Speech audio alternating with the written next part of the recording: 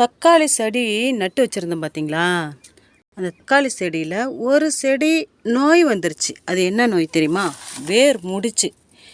இந்த வேர் முடிச்சு வந்ததுன்னா நமக்கு செடி அவ்வளோதான்.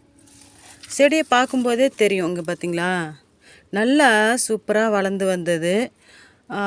நிறையா பூக்களும் பூத்துக்கிட்டு இருந்துச்சு. ஆனால் அப்படியே துவண்டு போச்சு. என்னவா இருக்கும் அப்படின்ட்டு பிடுங்கிட்டேன். சரி, இதுக்கு மேலே இது ஒன்றும் பண்ண முடியாது அப்படின்ட்டு பிடுங்கிட்டு நேற்று எடுத்துகிட்டு வந்திருந்தோம் பார்த்தீங்களா, ஒரு பார்க்கு எங்கள் ஊரில்.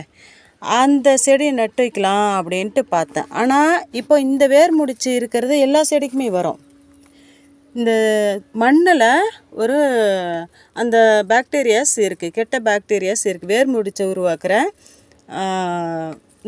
நோய் தாக்குற ஒரு கிருமிகள் இருக்குது. அதனால் இதை இப்படி தூக்கி போட்டுட்டு நம்ம என்ன செய்யணும்னா, பாருங்களேன், இது ட்ரைகோடர்மா விரிடி.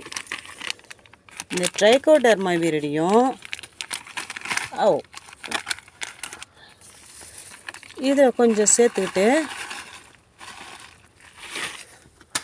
அப்புறம் இது என்னென்னா சூடோமோனாஸ். இந்த சூடோமோனாஸும் நம்ம போட்டுக்கிட்டால் தான் வேர் முடிச்சிலேருந்து நம்ம செடியை காப்பாற்றலாம்.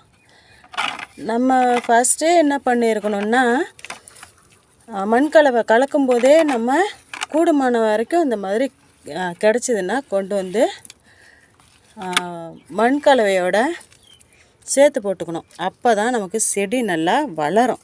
இல்லைன்னா அந்த மாதிரி வேர் முடிச்சு கண்டிப்பாக வரும். பார்த்தீங்களா, நட்டு வச்சாச்சு. இது கண்டிப்பாக நமக்கு வந்துடும்.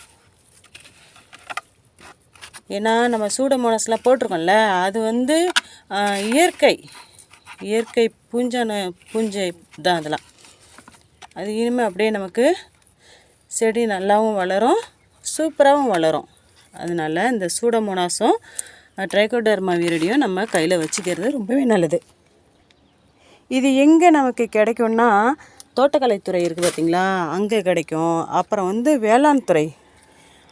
வேளாண் துறையில் நமக்கு கிடைக்கும். இந்த மாதிரி நம்ம அங்கெல்லாம் போய் கேட்டு வாங்கி வச்சுக்கணும். உரக்கடையிலையும் கிடைக்கும். கூடுமான வரைக்கும் உரக்கடையிலையும் நம்ம வாங்கிக்கலாம்.